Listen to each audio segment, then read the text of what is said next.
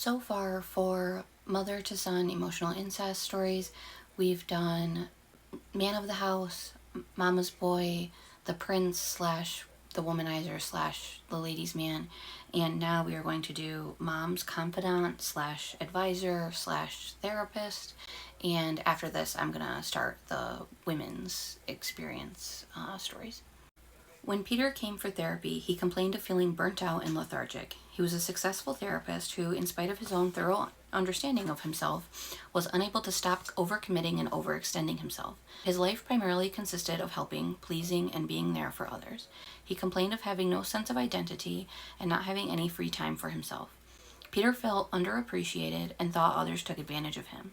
He reluctantly acknowledged that for some time he had resented his wife. He complained he had always been there to listen to the multitude of problems that she had, but he never felt that he got equal time in return. Yet, Peter claimed to be going out of his way for his wife even more than he had done previously. He felt crazy. He was sexually shut down and had lost all interest in being intimate with his wife. Relieved to have someone listen, Peter talked rapidly and obsessively, trying to get his whole life story out in his first therapy session. His initial focus was his wife. I first met Susan 10 years ago when she was trying to break up with her then boyfriend. She was very troubled and needed somebody to talk to. I was more than happy to be there for her. I saw it as a way of getting her to like me. I knew I could be good to her and could help her change. Our initial dates basically consisted of me listening and Susan talking about how much her boyfriend had hurt her. I offered support and plenty of advice as to how she should handle the situation. She often showed up at my apartment after seeing him, crying and confused. Even our beginnings at being affectionate were me holding her while she cried about her boyfriend.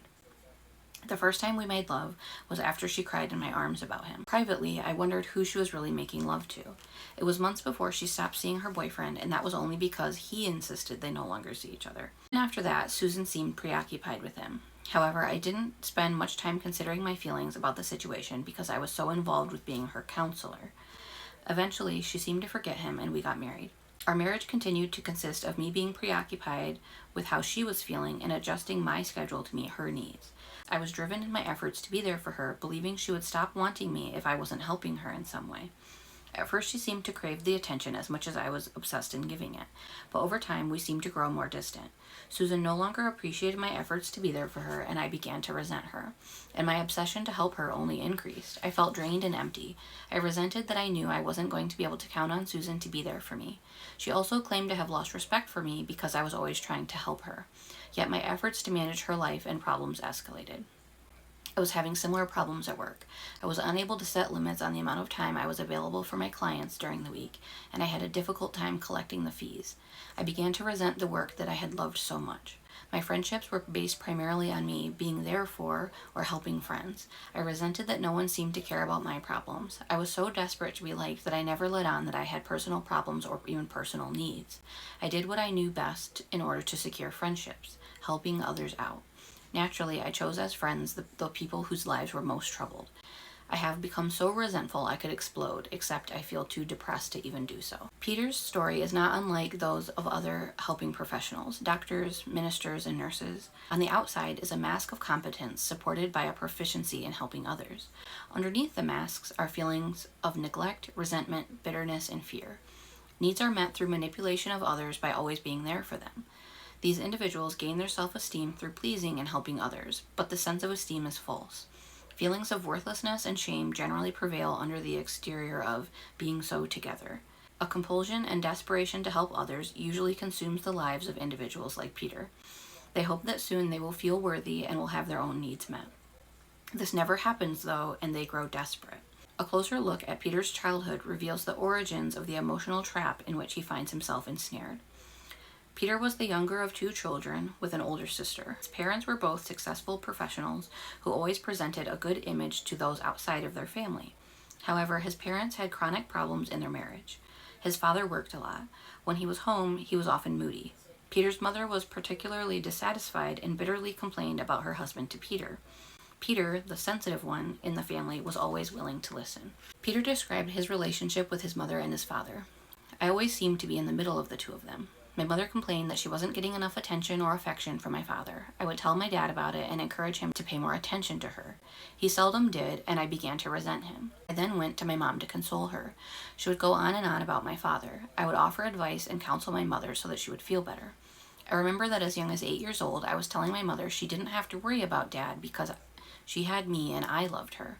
I still remember the big smile when I told her I love you. She hugged me and held me close. I felt so good to be able to make my mom stop crying and to be able to put a smile on her face. I was more than willing to be there for her. I felt so important and powerful. I continued to tell my father about how upset Mom was in hopes that he would change, but he never did, and I was the one who was always there for my mother. The pattern continued through my childhood and my adolescence.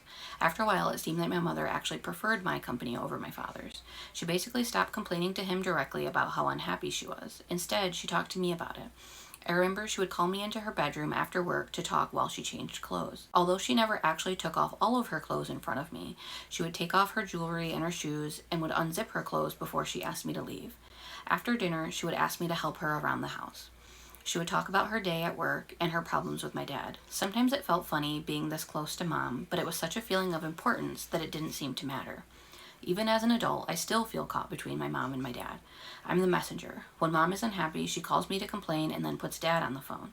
I can't believe I still do this. It enrages me, but I feel guilty when I think about setting limits on my mother. After all, she's the one who cared about me so much when I was growing up. Peter's last statement reflects on the essence of his adult struggles. He came to believe his mother's relationship with him was a statement of her love for him. It may be true that Peter's mother loved him, but her needs to have him around her so much was to service her own needs, not his. Her behavior was not a statement of love for him, but a need for him. As a result, Peter's own needs for love, security, and support had never been met. His relationship with his mother became a model, or prototype, of how he would seek out love in his adult life. It is not surprising that Peter married Susan, a woman who required a great deal of caretaking and was unable to care for him in return. Covert incest occurred as a result of the role in which Peter played the surrogate husband. Counseling his mother about her unhappiness in her marriage was not his responsibility, nor was reassuring her that she was loved. The discussions needed to occur between husband and wife. Sexual energy was certainly felt when he was invited into her room after work. His mother's own neediness prevented her from realizing that her behavior was inappropriate. Peter's situation did not result in a sexual addiction, but rather a sexual shutdown. Denying his sexual expression was a way that Peter could remain loyal to his mother. His passion was still his mother's, not his. Circumstances like Peter's could result in sexual addiction or other addictions for that matter. For Peter, work could certainly be considered addictive, and it was a reenactment of the role that he played in his family. Men like Peter search for women they can take care of. It's almost magnetic. The hope is, if I can just be there enough for her, maybe she'll be there for me. But generally that never happens. Instead, the need remains unmet and resentment grows. For the most part, however, the needs Peter longs to have met cannot really be fulfilled by his wife. They are needs of childhood, which are more appropriately met through support groups and the therapy process. That is not to say that there aren't legitimate needs that were not being met in Peter's marriage. The emotional bind he was in was the result of his position between his mother and his father. Peter acted as a messenger between his mom and dad. This is another area in childhood which he was exposed to inappropriate sexual energy. Being the messenger between his parents regarding their intimacy issues left Peter exposed to a passionate energy meant to only be exchanged between husband and wife. This was the factor behind Peter's becoming so involved with Susan while she was breaking up with her boyfriend. Symbolically, Susan was his mother, her boyfriend was Peter's father. Peter essentially reenacted his unresolved childhood pain. Peter's choice of careers in the helping profession and his difficulty setting limits are also reflections of the binds that he was placed in as a child. For Peter to resolve the issues surrounding his marriage and career requires addressing the covert incest with his mother and the abandonment by his father. Trying to resolve his current adult issues by focusing only on the present would be like trying to plug a hole in a dam with one finger while all the other holes keep breaking through. It is the reservoir of feelings backed up over a lifetime that must be addressed. He must grieve for his lost childhood and the fact that his needs were not met. This grief is the root cause of his depression.